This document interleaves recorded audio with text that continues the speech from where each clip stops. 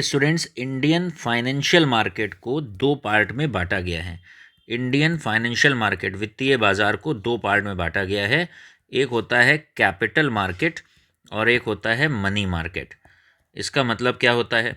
जहां पर कंपनीज को या संस्थानों को लंबे समय के लिए फंड्स चाहिए होते हैं, ऐसे बाजार को बोलते हैं कैपिटल मार्केट या पूंजी बाजार।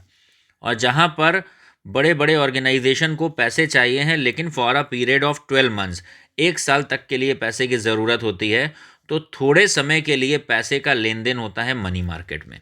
तो इंडियन फाइनेंशियल मार्केट को on the basis of time horizon, समय के आधार पर दो पार्ट में बांटा गया है, कैपिटल मार्केट और मनी मार्केट। कैपिटल मार्केट में लंबे समय के लिए लॉन्ग टर्म फंड्स को डील करते हैं, लॉन्ग टर्म फंड्स को डील करते हैं। मनी मार्केट में अल्पकालीन, it means short term funds को डील करा जाता है। अब किन किन कागज़ों के थ्रू डील करते हैं?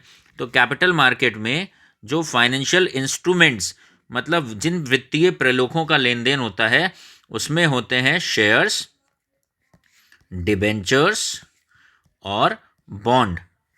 तो कैपिटल मार्केट में मुख्य रूप से शेयर, डिबेंचर और बॉन्ड के थ्रू डील होता है। और याद रखिएगा, shares, debenture, bond, mutual fund, इन सबको फाइनेंशियल इंस्ट्रूमेंट भी बोला जाता है, इनको वित्तीय प्रलेख बोला जाता है। Shares, debentures, bond, mutual fund, इनको फाइनेंशियल इंस्ट्रूमेंट या वित्तीय प्रलेख बोला जाता है। और इन सब की डीलिंग होती है कहाँ पर? आमतौर पे कैपिटल मार्केट में, या कैपिटल मार्केट में शेयर, डिबेंचर और बॉन्ड की डीलिंग होती है, जिनके थ्रू बड़ी बड़ी कंपनीज लंबे समय के लिए फंड्स को रेज करते हैं, पैसे को कलेक्ट करते हैं। मनी मार्केट में शॉर्ट टर्म सिक्योरिटीज़ की डीलिंग होती है, शॉर्ट टर्म वाली प्रतिभूतियों की डीलिंग होती है, शॉर्ट टर्म वाले सिक्योरिटीज़ या ऐसे इंस्ट्रूमेंट की डीलिंग होती है जिसके थ्रू कंपनी थोड़े दिन के लिए उधार लेती है। और मनी मार्केट का एक बहुत ही पॉपुलर इंस्ट्रूमेंट है, उसका नाम है CP, commercial paper. Commercial paper एक स्पेशल कागज़ है जिसके through high repute blue chip company, बड़ी बड़ी जो ब्लू चिप कंपनीज हैं, जो रिलायंस है, टाटा है, अदानी है, गोदरेज हैं, इनको जब थोड़े दिन के लिए पैसा उधार चाहिए होता है मार्केट से, तो एक स्पेशल पेपर इशू करती हैं, इसका नाम होता है कॉमर्शियल पेपर।